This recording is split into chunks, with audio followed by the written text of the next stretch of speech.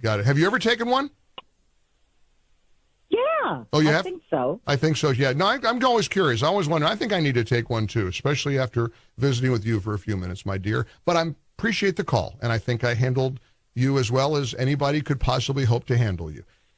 800-655-Mike. Here's Christopher in Connecticut. Hey, Christopher, welcome to the Mike Gallagher Show. Sorry you had to follow that. Yeah, that's a tough act to follow there. That's the understatement. I'll try my best. Understatement of the day. All right, what's up? Yeah, it's just appalling how Biden did not say anything about that tragic fallen officer. But now, don't you think that's deliberate, though? Isn't that on purpose? Well, when you have Alzheimer's, I don't know if it's deliberate, so I'll give him the benefit of the doubt. But we all know nobody backs the blue like President Trump. Him going to that wake last week, it was reminiscent of the days after J6 when he and Melania spent all that time in the hospitals visiting the fallen Capitol police soldiers as he comforted and visited with them. And you know, I don't mind that you're a troll, and I don't mind that you position yourself as a way to try to get on the show. I don't mind that at all. There's a lot of things about January 6th that certainly you guys are never going to let go. But let me apply the same question to you that I applied to the drunk caller before you that sounds as stupid as you did.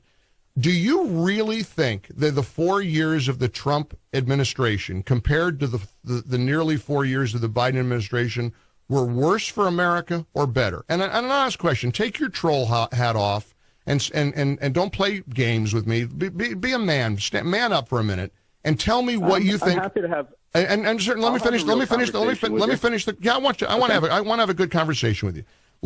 Compare the 4 years of Trump's presidency to the tenure of Joe Biden. And be objective about it, Christopher, as if that's your real name. Yeah, I agreed with about 80% of what President Trump did during his 4 years. What about the Biden presidency? How much of the Biden presidency have you agreed with?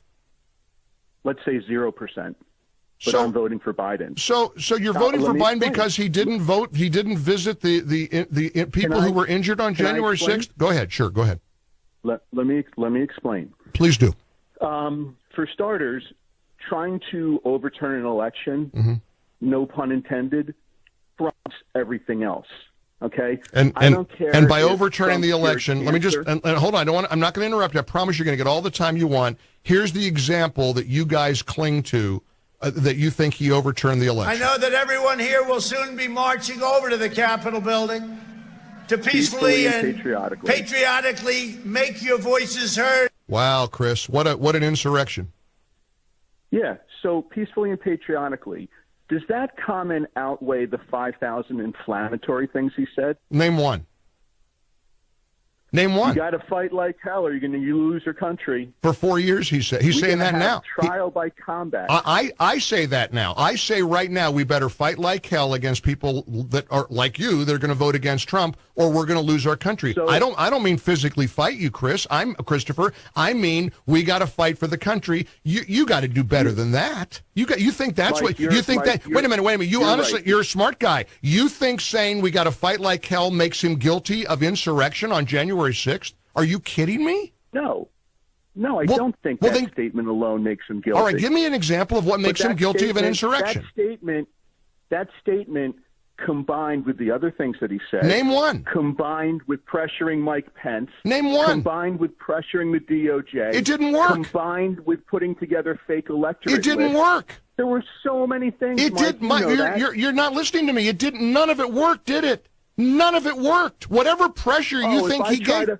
Yeah, if I try to rob a bank with a hammer and I get caught, I'm not guilty. I was just using a hammer. I want so badly to take people like you seriously, and I'm making little notes about what you agreed with 80% of his policies in the 4 years he was president. You agree with 0%. You know, and I know you know, that Biden is driving this country off the cliff. I know you know it. If you agree with 0% of Biden's policies, I know you know what a disaster he's been.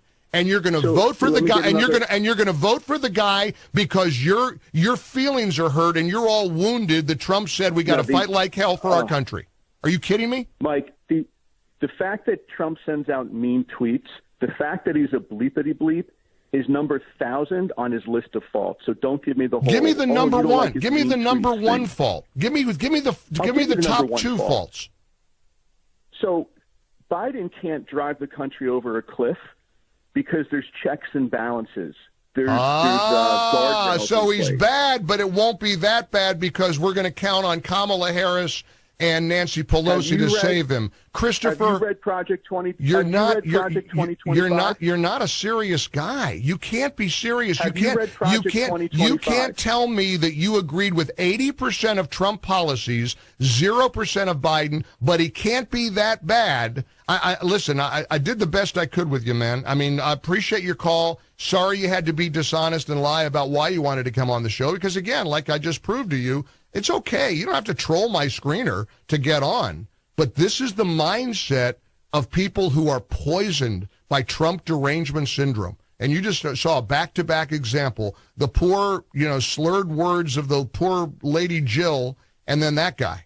80% policy agreement, but I got to vote for it. And basically he said what she just said. Anybody but Trump. It's what my friend Mark Davis says. Trump hatred seeps into their brain and poisons them. They can't think rationally or clearly, even though they pretend to. And Christopher was a great example. Very instructive. Thanks, Christopher. Let's talk again. Next time, tell the truth when you call in. We'll still put you through. 800-655